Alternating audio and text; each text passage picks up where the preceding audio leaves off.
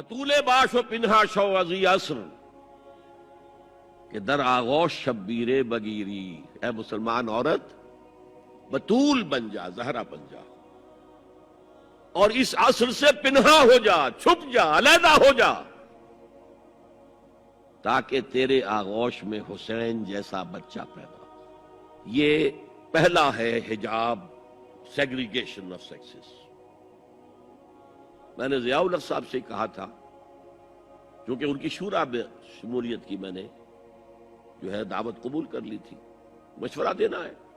میں اپنے مسجد کے ممبر سے بھی مشورے بھی دیتا ہوں، تنقیدیں بھی کرتا ہوں۔ جیسے انگریزی کا محاورہ right from the horses mouth, تو right into the horses ears کچھ کہا جا سکے تو اچھی بات ہے۔ میں نے ان سے کہا آپ نے پی آئی اے کو ڈرائی کر دیا، شراب بند کر دی، اچھا کام کیا، بہت عمدہ کیا۔ دنیا تو یہی کہے گی نا کہ دقیانوسی ہیں، چلیے برداشت کریں، لیکن یہ ایئر ہوسٹسز جو جاتی ہیں کرو کے ساتھ اور دو دو ہفتے باہر رہتی ہیں، یہ کون سے اسلام کی روح سے جائز ہے؟ عورت محرم کے بغیر حج کو نہیں جا سکتی، محرم کے بغیر عمرے کے لیے نہیں جا سکتی، اور یہ قانون تھا پاکستان۔ میں نے کہا آپ عورت کو نہیں جانے دیتے حج کے لیے، حالانکہ وہ ادھیڑ عمر کی ہوتی ہیں، عموماً بوڑھی ہوتی ہیں۔ ہمارے یہاں جوانی میں کون کرتا ہے حج؟ بہت شاذ۔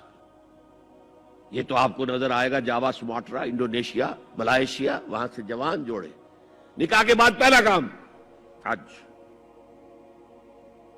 کہ ہمارے ہاں تو بڈھے ٹھیرے گئے ہوئے ہوتے، اور پہلے زمانے میں تو ان کو رخصت کر دیتے تھے کہ بس رخصت ہی ہو جائیں گے، یہ واپس نہیں آئیں گے اب۔ تو میں نے کہا یہ کون سا اسلام ہے؟ خاموش، چپ۔ میں نے کہا یہ ناشتے کی ٹرے اور کھانے کی ٹرے مرد نہیں رکھ سکتے سامنے۔ میرے خلاف باقاعدہ خواتین نے جلوس نکالے پاکستان میں جب میں نے پردے کی بات کی۔ گورنر سندھ کی بیوی جو ہے اس نے لیڈ کیا جلوس کو۔ میں طالبہ کیا کہ ان کی ٹیلی ویژن کے اوپر جو ہے ان کا سامنے آنا بند کیا جائے۔ میں نے کہا ٹھیک ہے۔ بدا الاسلام غریبا ویسعود کما بدا فطوبی للغرباء۔ اسلام شروع ہوا تھا تو اسی حالت میں تھا کہ کوئی اس کو جانتا پہچانتا نہیں تھا، پھر جب اسلام غالب ہو گیا تو طاقتور کے تو سبھی دوست ہیں، سبھی پہچاننے والے، لیکن ان قریب اسلام پھر غریب ہو جائے گا۔ تو جو اسلام کی غربت کے ساتھ خود غریب ہو جائیں ان کے لیے مبارکباد۔ اسلام کا دامن نہ چھوڑیں، چاہے انہیں کہا جائے کہ یہ تو بڑے ہی دقیانوسی لوگ ہیں، بڑے کٹر لوگ ہیں۔ میں نے اس زمانے میں چیلنج کیا تھا، مجھے بتاؤ کیا فرق واقع ہوتا ہے؟ آپ کہیں گے عورتوں کو اگر ہم گھر میں بٹھائیں تو ہماری اکانومی سفر کرے گی، آدھی ہماری جو ہے لیبر وہ کام نہیں کرے گی۔ میں نے کہا where there's a will there's a way۔ Cottage industry کا انتظام کرو، نمبر 1، گھروں میں بیٹھ کر کام کریں۔ دوسری جنگ عظیم کے دوران ایک بڑا علاقہ تھا دلی میں جس کا ہر گھر کارخانہ بنا ہوا تھا، کرخندار، یہ ایک قوم کا نام پڑ گیا، کرخندار۔ چھوٹی چھوٹی مشینیں لگی، کہیں بٹن بن رہے ہیں، کہیں بکسوئے بن رہے ہیں، کہیں نکریں سل رہی ہیں، کہیں پینٹیں سل رہی ہیں، کہیں جو ہے کرتے سل رہے ہیں، قمیضیں۔ صبح کے وقت ٹرک آیا، خام مال دے گیا، شام کو آیا، تیار مال لے گیا۔ عورت نہ گھر سے نکلی نہ باہر گئی، کچھ نہیں، اور کام کیا، کما لیا۔ کاٹیج انڈسٹری کا انتظام کرو۔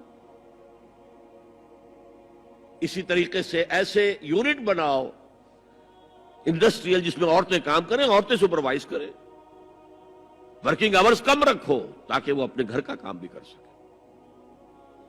کرو۔ عورتوں کے ہسپتال میں عورتیں مرد، عورتیں مریض، عورتیں ڈاکٹر، عورتیں مریض، عورتیں نرسز۔ مردوں کے ہسپتال میں فیمیل نرسز کا کیا کام ہے؟ کیا میل نرسز نہیں ہوتے؟ اور کیا آرمی کے اندر جو فارورڈ یونٹس ہوتے ہیں کہ جو جاتے ہیں محاذ کے اوپر، ان میں کوئی عورت نرس جاتی ہے؟ میل نرسز جاتے ہیں، حالانکہ سب سے زیادہ نرسنگ کی ضرورت وہاں ہوتی ہے۔ کسی کا بازو اڑ گیا ہے، کسی کی ٹانگ اڑ گئی ہے، کسی کی پیٹ میں آ کر کسی بم کا ٹکڑا جو ہے لگایا، تڑیاں باہر نکلی ہوئی ہیں، تو نرسنگ سب سے زیادہ وہاں ضروری ہے۔ وہاں تو فیمیل نرسز نہیں ہوتی، میل ہوتے ہیں۔ سیگریگیشن سیگریگیشن سیگریگیشن، یہ آگ اور پانی کا ملاپ درست نہیں ہے۔ تو بڑا، سب سے بڑا پردہ تو